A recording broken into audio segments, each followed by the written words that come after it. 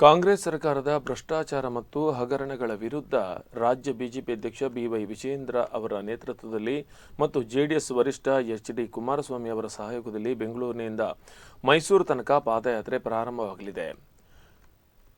August 7ರಂದು Mysuru ತಲುಪಲಿರುವ ಪಾದಯಾತ್ರೆಯಲ್ಲಿ Dakshina Kannada ಜಿಲ್ಲಾ ಬಿಜೆಪಿಯ 5,000ಕ್ಕೂ ಹೆಚ್ಚು ಕಾರ್ಯಕರ್ತರು, ವಿವಿಧ ಮೋರ್ಚಾಗಳ ಕಾರ್ಯಕರ್ತರು ಪಾಲ್ಗೊಳ್ಳಲಿದ್ದಾರೆ ಎಂದು ದಕ್ಷಿಣ ಕನ್ನಡ ಜಿಲ್ಲಾ ಬಿಜೆಪಿ ಅಧ್ಯಕ್ಷ ಸತೀಶ್ ಕುಂಪಲ ತಿಳಿಸಿದರು. ಜಿಲ್ಲಾ ಬಿಜೆಪಿ ಕಚೇರಿಯಲ್ಲಿ ನಡೆದ ಪತ್ರಿಕಾಗೋಷ್ಠಿಯಲ್ಲಿ ಅವರು ಮಾಹಿತಿಯನ್ನು ನೀಡಿದರು. ರಾಜ್ಯ ಸರ್ಕಾರದ ಭ್ರಷ್ಟಾಚಾರದ ವಿರುದ್ಧ ವಿಶೇಷವಾಗಿ ವಾಲ್ಮೀಕಿ ಮತ್ತು ಮೈಸೂರಿನ ಮೂಡ ಹಗರಣದ ಬಗ್ಗೆ ಪಾದಯಾತ್ರೆಯನ್ನು ಕೈಗೊಳ್ಳಲಿಕ್ಕಿದ್ದಾರೆ.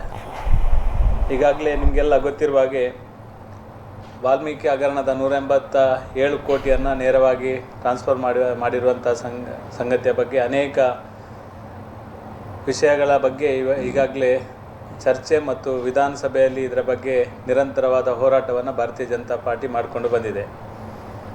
ಈ ಪ್ರಕರಣದಲ್ಲಿ ನೈಜ ಆರೋಪಿಗಳ ಬಗ್ಗೆ ಸಿಬಿಐ ತನಿಖೆಯನ್ನು ಒಳಪಡಿಸಬೇಕು ಮತ್ತು ಅದರ ಬಗ್ಗೆ ನ್ಯಾಯಯುತವಾದ ಸತ್ಯ ಚಿತ್ರಣವನ್ನು ಸಮಾಜಕ್ಕೆ ಮತ್ತು ರಾಜ್ಯದ ಜನತೆಗೆ ತಿಳಿಸುವ ನಿಟ್ಟಿನಲ್ಲಿ ರಾಜ್ಯ ಬಿಜೆಪಿ ನಮ್ಮ ಶಾಸಕರ ನೇತೃತ್ವದಲ್ಲಿ ವಿಧಾನಸಭೆಯಲ್ಲಿ ಪ್ರಬಲವಾದ ಪ್ರತಿಭಟನೆಯನ್ನು ಈಗಾಗಲೇ ಮಾಡಿದ್ದಾರೆ.